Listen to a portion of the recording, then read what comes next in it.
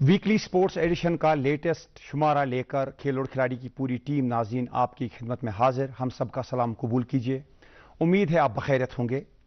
नाज़रीन, क्रिकेट का बुखार जो है वो बढ़ रहा है।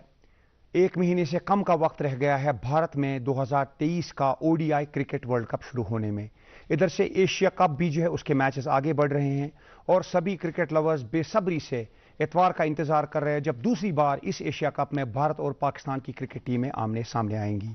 इस पर भी बात होगी प्रोग्राम में एक मेहमान हमारे साथ स्टूडियोज में मौजूद हैं। आपको कुछ देर बाद पता चलेगा कि किस खेल पर बात होगी और कौन है मेहमान। प्रोग्राम का आगाज करते हैं हस्ब दस्तूर मुकामी खेलों की खबरों से। चलते हैं इसके राउंड अप के लिए मेरे साथी फारूक अहमद के पास। अस्सलाम वालेकुम नाजरीन, आपका दोस्त आपकी खिदमत में हाजिर। नाजरीन किराम, जैसे कि आप जानते हैं पूरे मुल्क के साथ साथ जम्मू कश्मीर में भी इन दिनों शदीद गर्मी की लहर पाई जा रही है। ऐसे में गर्मी के बावजूद हमारे नौजवान मैदानों पर कई तरह की खेल इवेंट्स में हिस्सा लेते हुए नजर आ रहे हैं। क्या कुछ रहा गुज़श्ता दिनों के दौरान मुकामी सतह की खेलों में खास, किस टीम और खिलाड़ी को मिली जीत और किसे मिली हार, ऐसी तमाम खबरों पर मबनी है हमारा आज का लोकल राउंड अप आपके लिए तैयार। आइए देखते हैं।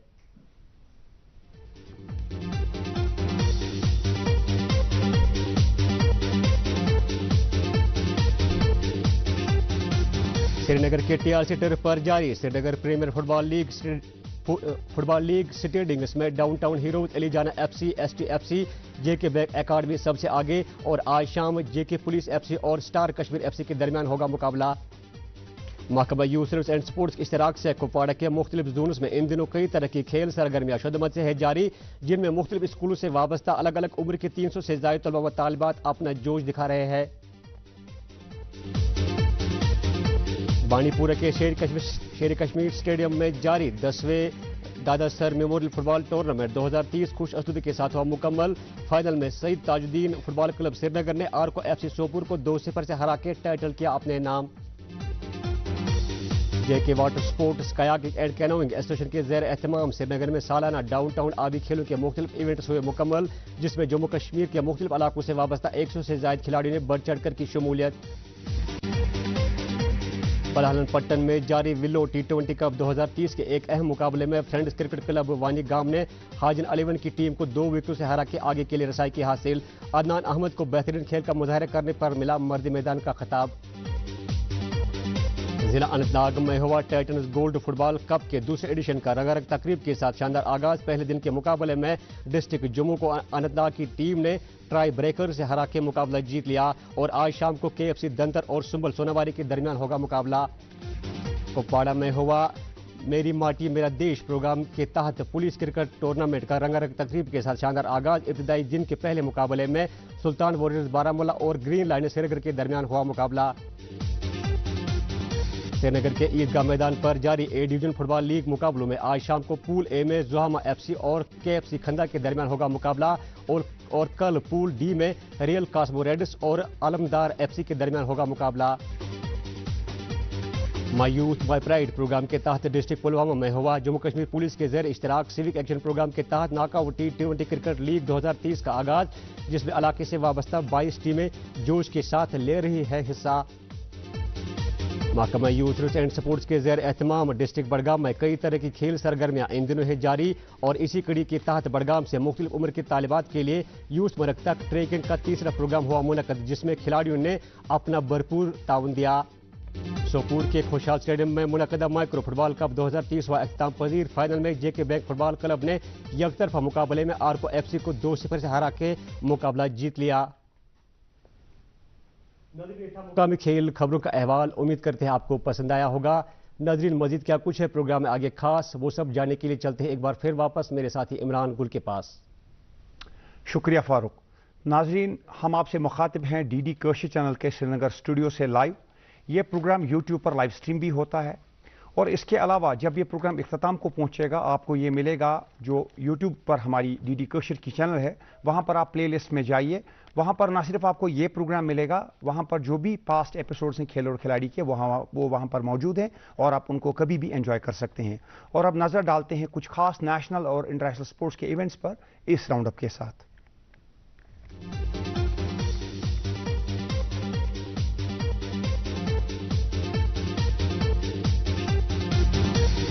वर्ल्ड कप क्रिकेट 2023 अब सिर्फ 26 दिन दूर। सभी टीमों ने किया 15 रुकनी स्क्वाड्स के खिलाड़ियों का नामों का ऐलान। मेजबान टीम भारत के भी इब्तदाई 15 की फहरिस्त आ गई सामने। राहुल, सूर्यकुमार यादव, शार्दुल ठाकुर, श्रेयस अय्यर और अक्षर भी शामिल। इतवार 10 सितंबर के रोज फिर करेंगे दुनिया के करोड़ों क्रिकेट लवर्स एक दिलचस्प हिंद पाक मुकाबले के इंतजार। 2 सितंबर को पालीकिली में बारिश से मुतासिर हुआ था Bharat Pak ODI match.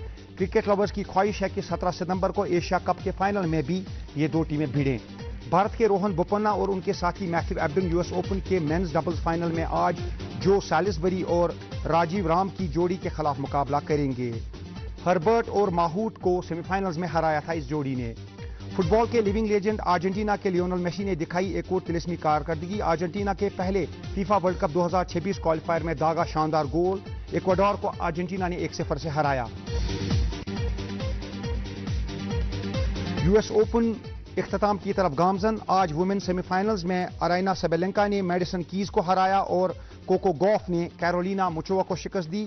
Main semifinals में कल कार्लोस अल्करेज का मुकाबला मेडवेडेव के साथ और शेल्टन का मुकाबला जोकोविच के साथ होगा। ऑस्ट्रेलिया की साउथ अफ्रीका के खिलाफ उम्दा कारकर्दगी जारी। T20 सीरीज 3-0 से जीतने के बाद अब ओडीआई सीरीज के पहले मुकाबले में भी कैंगरूज ने प्रोटियास को शिकस्त दी। 7 विकेट से ऑस्ट्रेलिया ने साउथ अफ्रीका को हरा दिया। लाबुशैन रहे player of the match. Bharat की टीम ने पहले मेंस हॉकी 5 एशिया कप के फाइनल में रिवायती हरीफ पाकिस्तान को हराया। ओमान में भारत ने 4-2 से पिछड़ने के बाद 2 गोल दागे और वापसी की और फिर पेनल्टीज पर पाकिस्तान को हराया। मलेशिया को सेमीफाइनल्स में 10-4 से हराया था। रेडबुल के बेल्जियन राज ड्राइवर मैक्स वर्स्टैपन ने इटालियन मोटर रेस में की कामयाबी हासिल। मोन्जा के ट्रैक पर वर्स्टैपन ने की लगातार 10वीं फतह दर्ज। 14 में से 12 रेसेस इस साल जीतने में कामयाब हुए हैं वर्स्टैपन। न्यूजीलैंड और आलमी चैंपियन इंग्लैंड के माबेन 4 ओडीआई की सीरीज का पहला मैच आज कार्डिफ में खेला जाएगा। ये दोनों टीमों के दरमियान वर्ल्ड कप 2019 के बाद पहला ओडीआई मैच है। 4 T20 की सीरीज में न्यूजीलैंड ने शानदार वापसी की और 2-2 से सीरीज बराबर की। थाईलैंड में किंग्स कप के सेमीफाइनल में भारत और इराक की फुटबॉल टीमों का हुआ मुकाबला। मुकर्रर वक्त में 2-2 से बराबरी के बाद पेनल्टीज पर इराक ने भारत को 5-4 से हराया।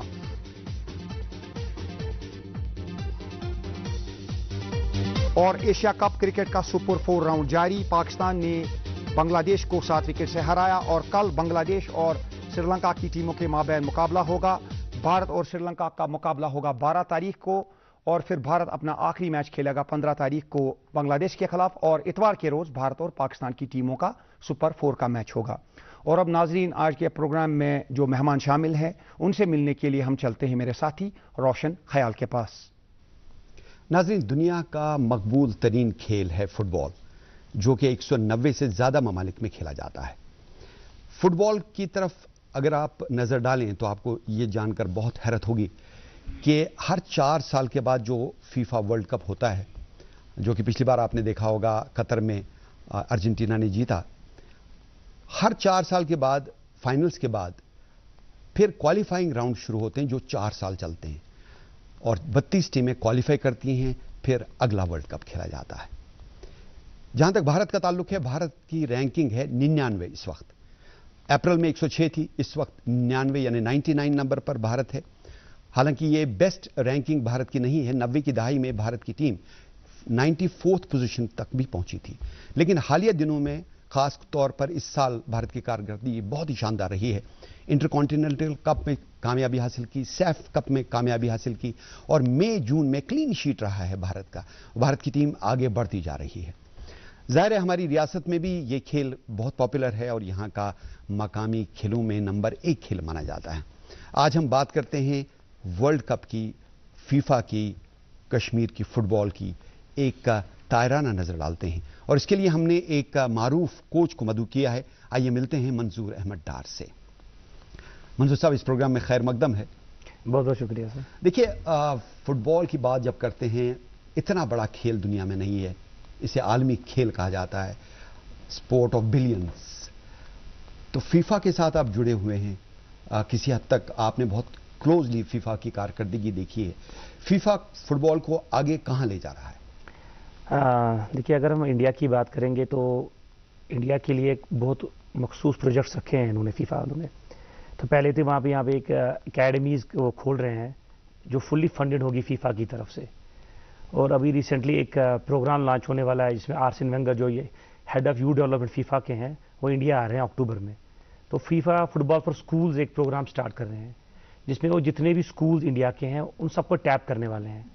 तो 1.5 मिलियन बॉल्स वो डिस्ट्रीब्यूट कर रहे हैं और ट्यूटर्स जो हैं वो वहाँ से आने वाले हैं फीफा से, जो यहाँ के कोचेस को ट्रेन करेंगे और वो कोचेस आगे फर्दर जो बच्चे हैं ग्रास रूट पे उनके कोचेस हैं उनको ट्रेन करेंगे। सर अब देखिए काफी तफावत है, 32 टॉप टीमें वर्ल्ड कप खेलती हैं फीफा का, लेकिन भारत की टीम 99 नंबर पर है। तो ये तफावत जो है ये दूर करने के लिए जाहिर है कि स्कूल से ही आपको शुरू करना है। You have to catch them young. Nursery जब आपकी अच्छी होगी तो आपके बड़े खिलाड़ी आगे आएंगे और फुटबॉल में फिर आप तरक्की करेंगे और वर्ल्ड कप की दहलीज तक पहुंचेंगे। तो स्कूल लेवल पे टैलेंट को टैप करना कितना इंपॉर्टेंट है फुटबॉल के लिए? देखिए ये एक प्लेयर को बनाना एक प्रोसेस है, ये ओवरनाइट नहीं होता है। तो अगर ये इनिशिएटिव ने लिया है कुछ सोच समझ के लिया होगा, क्योंकि जब तक आप ग्रास रूट लेवल पे नहीं जाएंगे, आप बच्चों को वहाँ पे टैप करके उनको ग्रो नहीं करेंगे, तो मुझे नहीं लगता कि इंडिया आगे जाएगी फुटबॉल में। लेकिन फीफा ने AFF के साथ में मिलके ये एक प्रोजेक्ट बनाया है फुटबॉल फॉर स्कूल्स, ये सोच समझ के क्योंकि ये चाहते हैं कि इंडिया खेले, इंडिया वर्ल्ड कप में खेले, लेकिन इसमें टाइम लगेगा। लेकिन इनिशिएटिव बहुत अच्छा है, अगर ये सक्सेसफुल हो गया तो आने वाले टाइम में इंशाल्लाह आप देखेंगे कि इंडिया की रैंकिंग और इंप्रूव हो जाएगी। ये जो फीफा का इनिशिएटिव है, क्या आपका और बाकी खिलाड़ियों का जो कश्मीर से ताल्लुक रखते हैं कोचेस, उनका कुछ अमल दखल रहेगा? हाँ देखिए, हर स्टेट से इन्होंने 2 कोचेस को बुलाया है वहाँ पे। 5 और 6 को पुणे में वर्कशॉप हो रहा है कोचेस का, तो मैं भी जा रहा हूँ वहाँ पे। फीफा के इंस्ट्रक्टर आ रहे हैं वहाँ से, तो हमें वो ट्रेन करेंगे। तो फिर हमको यहाँ पे आके फिर जो स्कूल्स के टीचर्स हैं, फिजिकल टीचर्स हैं, कोचेज हैं, हम उनको रिटर्न में ट्रेन करेंगे ताकि वो जाके जो नॉलेज है बच्चों को पास ऑन करे और वो बच्चे वहाँ पे ग्रो होके नेशनल टीम के लिए रिप्रेजेंट करें। जहाँ तक कश्मीर का ताल्लुक है, यहाँ पर भी फुटबॉल आगे बढ़ रही है और बहुत तरक्की हो रही है। सिंथेटिक टर्फ भी बन गया है और बहुत सारे टूर्नामेंट्स हो रहे हैं। इस वक्त भी अगर आप पूरे कश्मीर की तरफ नज़र दौड़ाएं तो काफ़ी फुटबॉल टूर्नामेंट खेले जा रहे हैं। इससे पहले कि हम कश्मीर की फुटबॉल की तरफ आएं, एक बहुत खुशाइंद बात यह है कि लद्दाख में भी फुटबॉल को फ़रोग दिया जा रहा है। इस बारे में क्या कहते हैं आप? हाँ देखिए, रिसेंटली वहाँ पे एक टूर्नामेंट हुई थी एक क्लाइमेट अवेयरनेस के लिए, क्लाइमेट कप के नाम से, जो लद्दाख फुटबॉल एसोसिएशन जो है उनने कराया था in collaboration with football federation भी उसमें इन्वॉल्व थी। 4 टीमें पार्टिसिपेट की थी वहाँ पे। यही कंसेप्ट था कि एक मैसेज दें क्लाइमेट अवेयरनेस के लिए। वहाँ पे जो यूनिफॉर्म यूज हुई थी वो रिसाइक्लेबल थी। वहाँ पे जो बॉटल्स जो बिल्कुल जो है डिस्पोजेबल बॉटल्स वो यूज नहीं हुई थी। पानी तो कमाल का कॉन्सेप्ट है। बिल्कुल एल्यूमिनियम की बॉटल्स यूज हुई थी ताकि उन पे पानी रिफिल किया जाए, उसी को पिया जाए। तो ये अच्छा कॉन्सेप्ट है। तो स्पोर्ट्स से एनवायरमेंटल इश्यूज को आप टैकल कर सकते हैं। देखिए जैसे आपने कहा कि यूनिफॉर्म जो है रिसाइकल्ड है, इसी तरह प्लास्टिक बॉटल्स का इस्तेमाल नहीं है और लद्दाख में पॉलीथीन का इस्तेमाल नहीं है, वहाँ बैन किया गया है। अगर ये हर जगह हो, कितना अच्छा है। फुटबॉल की वजह से, स्पोर्ट की वजह से आप अपनी ज़िंदगी को बेहतर बना सकते हैं। देखिए आप ना, अब देखिए कि ये फुटबॉल जो आप बोल रहे थे कि ये बिलियंस का गेम है, तो बहुत लोग देखते भी हैं, फॉलो भी करते हैं। अगर आप TRC में जाएंगे आप देखिए कितने पेरेंट्स इन्वॉल्व होते हैं। तो अगर हम ये बिहेवियर बच्चों में पहले से ही इनकलकुलेट कर ले कि हमें इन रिटर्न सोसाइटी को, एनवायरनमेंट को क्या देना है। देखिए अभी ग्लोबल वार्मिंग नहीं है, अभी ग्लोबल बॉइलिंग स्टार्ट हो गया। बहुत बड़ा इशू है। बिल्कुल, environmental issue is a big issue. बिल्कुल WHO ने उठाया है, बिल्कुल, दुनिया के बड़े बड़े इदारों ने उठाया कि भाई आपको you have to save your environment. बिल्कुल। तो फुटबॉल अगर इस बारे में पेशरफ्त करता है और लद्दाख में ऐसा टूर्नामेंट हुआ है क्लाइमेट कप, तो बहुत अच्छी बात है, हमको फॉलो करना चाहिए। यहाँ कश्मीर में भी ऐसा कप होना चाहिए। तो जहाँ तक फुटबॉल की तरबियत का ताल्लुक है, देखिए कोचिंग के बगैर आप अच्छे खिलाड़ी पैदा नहीं कर सकते। पुराने वक्तों में वो कुदरती तौर पर खिलाड़ी होते थे, उनको कोई कोचिंग नहीं होती थी, उन दिनों वैसा स्टैंडर्ड नहीं था। आजकल तो सारा साइंटिफिक है। फुटबॉल के लिए एक कोच का कितना अहम रोल है उसकी तरक्की में और अच्छे अच्छे खिलाड़ियों के बनने में? देखिए जैसे बच्चे को स्कूल डाला जाता है, वहाँ पे जितने अच्छे टीचर्स होते हैं उतने अच्छे बच्चे की परवरिश होती है, बच्चा उतना ही ग्रो करता है।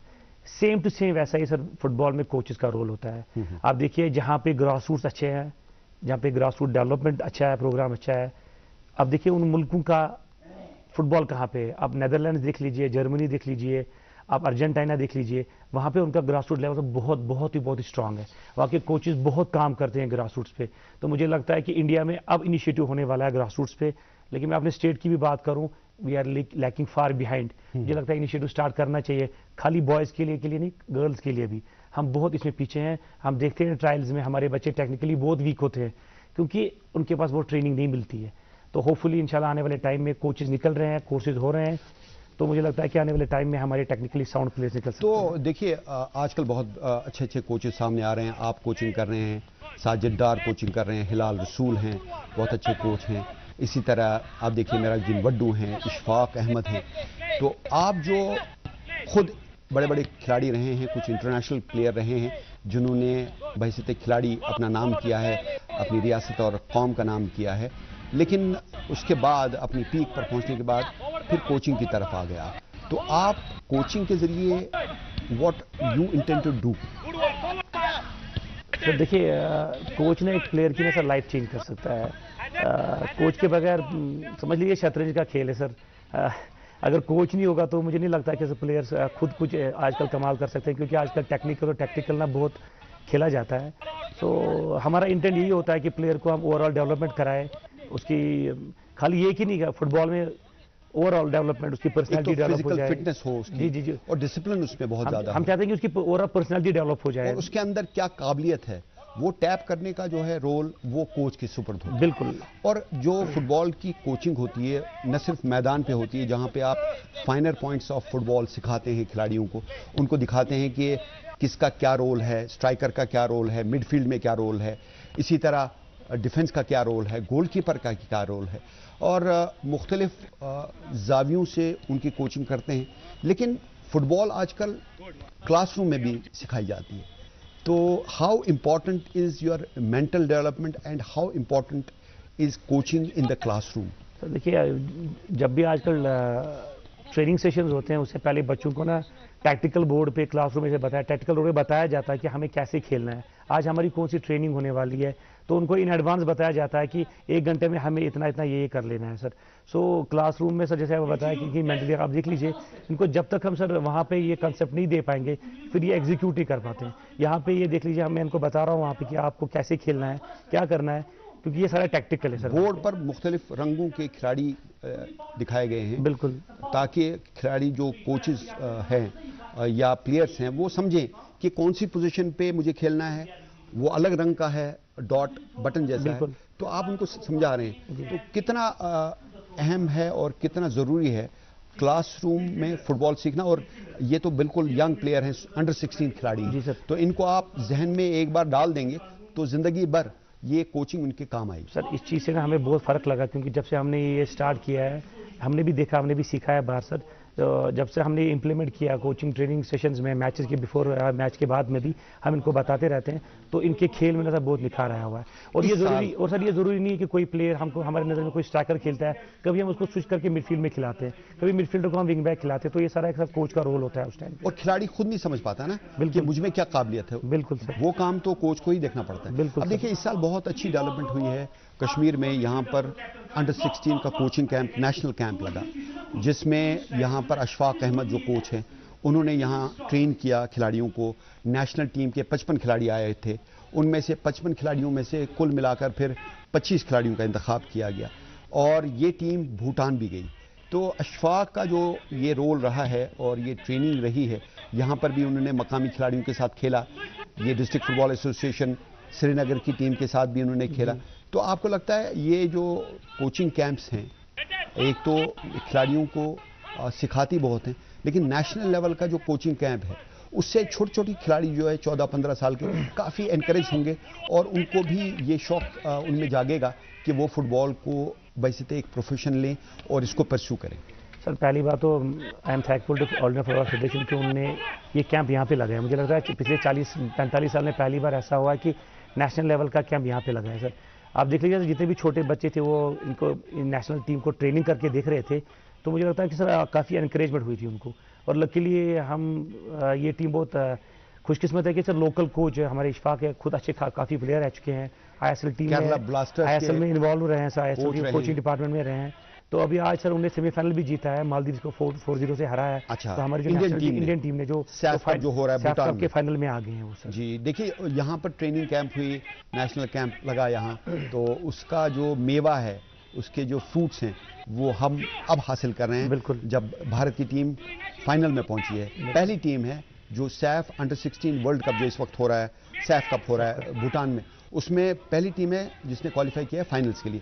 तो बहुत अच्छी बात है। यहाँ का जो टर्फ है श्रीनगर का सिंथेटिक टर्फ, इसने हमारी फुटबॉल की काया पलटी है, टोटली ट्रांसफॉर्म किया है। और अशफाक ने इसका फ़ायदा उठाया, न सिर्फ क्लासरूम में अंडर 16 के जो नेशनल टीम थी उनकी कोचिंग की, उनको समझाया कि किस पोजीशन पे किसको खेलना है। हालांकि उसके लिए बहुत मुश्किल था फाइनल टीम का इंतखाब करना, लेकिन फाइनल टीम का इंतखाब किया गया और उस फाइनल टीम ने भूटान में जाके बहुत अच्छी कारकर्दगी का मुजाहरा किया है। तो ये जो खिलाड़ी हैं इनको हर लिहाज से एनकरेज करना चाहिए और इनको जितनी आप तरबियत देंगे उतना अच्छा है। फीफा का जो प्रोग्राम है, आपने कहा कि स्कूल्स में शुरू कर रहे हैं फीफा, अक्टूबर में एक सेशन हो रहा है, तो ये यहाँ पर कश्मीर में भी उसके असरात नज़र आ रहे हैं। देखिए सर, सबसे पहले तो ये टर्फ है, अगर टर्फ यहाँ पे नहीं होती, पहले आपको पता था नवंबर के बाद यहाँ पे फुटबॉल खेला ही नहीं जाता था क्योंकि ग्राउंड से अवेलेबल नहीं थे। अब आप देखिए थ्रू आउट द ईयर सब फुटबॉल चलता रहता है। ये देखिए सर, इशफाक वहाँ पे है, इनको समझा रहे हैं, वहाँ पे क्लासरूम में इनको गाइड कर रहे हैं कि देखिए इनको टेक्निकली बता रहे हैं कि क्या करना चाहिए था वहाँ पे। सो ये इन चीज़ों का सर फायदा ऑब्वियसली नेशनल टीम को, इशफाक खिलाड़ी को ये दिखा रहे हैं कि अगर आप डिफेंस में हैं तो आपको फिजिकल होना पड़ेगा।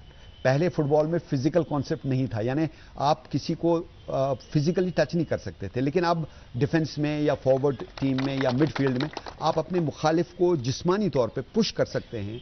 जब तक आपके पास बॉल ना हो तब तक आप कुछ भी कर सकते हैं, unless you cannot harm the player, but you have to be physical to some extent. बिल्कुल। ये जो फिजिकलिटी है इसमें और जो ये ट्रांसफॉर्मेशन है फुटबॉल में, इसकी वजह से कितना असर पड़ा है? क्या ये मुस्बत असर है या मनफी असर है?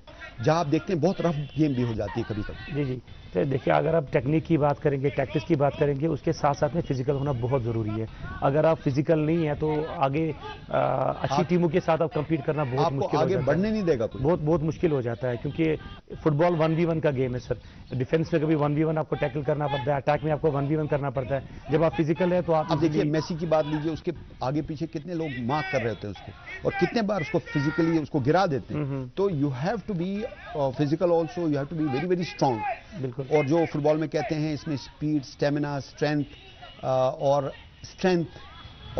स्किल, ये 5 फैक्टर्स बहुत जरूरी है। और अब जो है स्ट्रेंथ ने काफ़ी पेशरफ्त की है और स्ट्रेंथ का बहुत अमल दखल है फुटबॉल में कामयाबी के लिए। तो पहले देखिए ना, पहले ज़माने में ऐसा नहीं होता था, जिम्स अवेलेबल नहीं थे, कोर सेशंस नहीं होते थे। आजकल अगर देखेंगे आप तो हफ्ते में कम से कम मिनिमम 1 से 2 सेशन कोर के होते हैं, साथ साथ में उनके जिम सेशंस होते हैं, फिर रिकवरी सेशंस होते हैं, पूल में ले जाते हैं। तो ये सब चीज़ें, और देखिए छोटे छोटे पासेस दे रहे हैं। जो हमारे अंडर 16 की टीम आई थी यहाँ नेशनल कोचिंग कैंप के लिए, वो खिलाड़ी यहाँ लोकल टीम के साथ खेल रहे थे, लेकिन छोटे छोटे पासेस दे रहे थे, पोजीशन फुटबॉल खेलने की कोशिश कर रहे थे। और आजकल जो फुटबॉल है बहुत ही साइंटिफिक गेम हो गई है, उसमें जितनी देर पोजीशन आप अपने पास रखेंगे। अभी सोपोर में कल एक टूर्नामेंट का फाइनल खेला गया जिसमें जम्मू कश्मीर बैंक का मुकाबला आर्को के साथ हुआ, तो ये ग्रैंड फिनाले था। इस मैच में आप वहां मौजूद थे, क्या हुआ इस मैच? सर एक्चुअली ये माइक्रो कप का फाइनल था, वहाँ पे 2 गोल से हमारी टीम कल शाम को फ्लड लाइट्स में हुआ था। तो पहला गोल सर अदनान ने फ्री किक पे मारा था, बहुत ही अच्छा गोल मारा उसने, बहुत ही ज़बरदस्त। और दूसरा गोल जो 19 है हमारे मिडफील्ड में जिनके पास बॉल है, जी, तो इन्होंने 80 मिनट में से दूसरा गोल मारा था। तो ये फाइनल आपने अपना आप कर दिया था। तो लोगों ने काफ़ी सराहना की, वहाँ पे लोग कम से कम 20-25 हज़ार लोग वहाँ पे मैच देख रहे थे, तो सबने एंजॉय किया। सोपोर में जो वालिहाना इस्तकबाल आपका किया गया और कामयाबी के बाद जिस तरीके से आपको एनकरेज किया गया, वहाँ पे लोग मैदान में उतरे और उसके बाद प्राइज डिस्ट्रीब्यूशन भी हुआ, तो वहाँ का जो जोश खरोश है उसके बारे में क्या कहेंगे? सर लोग बहुत सपोर्टिव थे, लोगों ने बहुत ही एनकरेज किया प्लेयरों को, जीत के उनको अपने कंधों पे चढ़ाया, पूरे स्टेडियम में घुमाया उनको sir. So we are thankful for that. और काफ़ी अच्छा कॉर्डियल एटमॉस्फेयर था, मैच अच्छे तरीके से हुआ, हमारी टीम ने डोमिनेट फुटबॉल खेला और 2 गोल से जीत गई सर। तो आपको लगता है कि वादी में मुख्तलिफ इलाकों पे ऐसे टूर्नामेंट्स होने चाहिए जहाँ पे इस खेल को फरोग दिया जा सके? देखिए जितना फुटबॉल होगा उतना, देखिए आप सर, जितना फुटबॉल होगा उतना बच्चे सर इसकी तरफ रुजू करेंगे, जितना बच्चे खेलेंगे उतना फुटबॉल ग्रो होगा, उतना हमारे बच्चे ज़्यादा से ज़्यादा नेशनल टीम में रिप्रेजेंट करेंगे और ओवरऑल सब डेवलपमेंट हो जाएगा फुटबॉल का सर। फुटबॉल को कश्मीर में मज़ीद पॉपुलराइज करने के लिए देखिए सबसे पहले आपका इंफ्रास्ट्रक्चर बहुत इंपॉर्टेंट है। पहले हमारे यहाँ बहुत सारे ग्राउंड्स होते थे, अब बख्शी स्टेडियम का मसला ये है कि वहाँ पे जो ग्राउंड था उसकी हालत अब वैसी नहीं है जैसे पहले हुआ करती थी। हमारा टर्फ था, वहाँ बड़े बड़े टूर्नामेंट हुए हैं, 1969 में वहाँ पर संतोष ट्रॉफी हुई है, 2005 में वहाँ संतोष ट्रॉफी हुई है और बहुत बड़े बड़े मुकाबले हुए। लेकिन जब से रेनोवेशन हुई है तो वहाँ टर्फ की हालत वैसी नहीं है। अब सारा दारोमदार सिंथेटिक टर्फ पे है जो कि टीआरसी में है। तो आपको लगता है कि ज़्यादा से ज़्यादा मैदान बनाने की ज़रूरत है, ज़्यादा से ज़्यादा नेचुरल टर्फ्स बनाने की ज़रूरत है, कम से कम सिंथेटिक टर्फ बनाने की ज़रूरत है? क्योंकि देखिए सिंथेटिक टर्फ पे आप इंजर हो सकते हैं, ज़ख्मी हो सकते हैं और बहुत तेज़ दौड़ना पड़ता है जाके। फिर जब आप सिंथेटिक टर्फ के बाद नेचुरल ग्रास पे खेलते हैं तो आपको दिक्कत का सामना करना पड़ता है। कैसे फुटबॉल को मज़ीद फ़रोग दिया जाए? इंफ्रास्ट्रक्चर के अलावा किन चीज़ों की ज़रूरत है? सर पहले इंफ्रास्ट्रक्चर की बात करते हैं। वेदर के हिसाब से यहाँ पे दोनों ग्राउंड्स होने चाहिए, क्योंकि विंटर के लिए आपको टर्फ चाहिए अगर आपको खेलना है अराउंड द ईयर। हाँ, उसके बगैर सर जब तक हम अकेडमीज़ नहीं होंगी, जब तक ग्रास रूट्स पे काम नहीं होगा, तब तक मुझे लगता है फुटबॉल का डेवलप करना बहुत मुश्किल है, क्योंकि एक प्रोसेस है, इसमें टाइम लगता है प्लेयर को बनाने में। मुझे लगता है, मेरी रिक्वेस्ट है जितनी भी टीमें यहाँ पे बड़ी भी टीमें हैं, एक प्रोफेशनल टीम के साथ साथ में सर एक ग्रास रूट एक अकेडमी के साथ में होनी चाहिए, ताकि वो बच्चे अच्छी कोचिंग पाए, अच्छे हाथों में रहे, अच्छी तरह ग्रो हो जाए, ताकि वो आगे जाके अपने स्टेट और अपनी कौम का नाम करे। मंजूर अहमद डार, आप हमारे प्रोग्राम में आए। आपने बताया कि कश्मीर में जो फुटबॉल है वो सही डगर पर जारी सारी है और तरक्की की राह पर गामजन है। बहुत जल्द काया पलटेगी और हमारी फुटबॉल की टीम बेहतर से बेहतर की कारकर्दगी का मुजाहरा करेगी। आपका बहुत बहुत शुक्रिया। और नाजरीन, अब प्रोग्राम के आखिर में चलते हैं इमरान गुल के पास। शुक्रिया रोशन भाई। नाजरीन, आपसे इजाज़त लेने से कबल ज़रा सी बात करते हैं क्रिकेट वर्ल्ड कप की। 26 दिन बाकी रह गए हैं। तो जब भी इतना बड़ा कोई टूर्नामेंट होता है, क्रिकेट वर्ल्ड कप खासकर, क्योंकि हमारे खिते का सबसे मकबूल खेल है क्रिकेट, तो सभी का जोश जो है अपने नुक्ता रोज पर होता है। आपके सामने शर्म नहीं है बोलने में कि हम पर भी क्रिकेट जो है बुखार जो है उसका चढ़ रहा है। क्रिकेट वर्ल्ड कप के टिकट की बात हो रही है। इंडिया पाकिस्तान का जो मैच है 14 अक्टूबर को अहमदाबाद में, करीब 1.25 लाख टिकट्स हैं नरेंद्र मोदी स्टेडियम अहमदाबाद में मैच देखने के लिए। कुछ ही सेकंड्स में ये सारे टिकट जो है फरोख्त हो गए इंटरनेट पे, और जो भी फैंस चाहते थे कि इन टिकट्स पर हाथ रखें, ये टिकट हासिल करें, उनको बहुत मुश्किलात का सामना करना पड़ा। तो इसके साथ साथ जो है बाकी जो मैचेस है उनके लिए भी फैंस चाहते हैं कि उनके पास टिकट्स हों, क्योंकि जब भी वर्ल्ड कप होता है तो स्पोर्ट्स लवर्स चाहते हैं कि वो मैदानों पे पहुंचें, नज़दीकी रियासतों में जाएं, नज़दीकी यूटीज़ में जाएं और वहां पर मैचेस देखें। हमें उम्मीद है कि बीसीसीआई इस वर्ल्ड कप की जो टिकट्स है वो फैंस तक पहुंचाने में जो है एक स्मूथ प्रोसेस रखेगा, ताकि जो भी क्रिकेट लवर्स है वो मुख्तलिफ शहरों में मुख्तलिफ स्टेडियम्स में जाकर क्रिकेट वर्ल्ड कप के मैचेस देखे और उनको एंजॉय करे। इसके साथ ही नाजरीन, आज के प्रोग्राम से खेल और खिलाड़ी की पूरी टीम को इजाज़त दीजिए। खुदा हाफिज।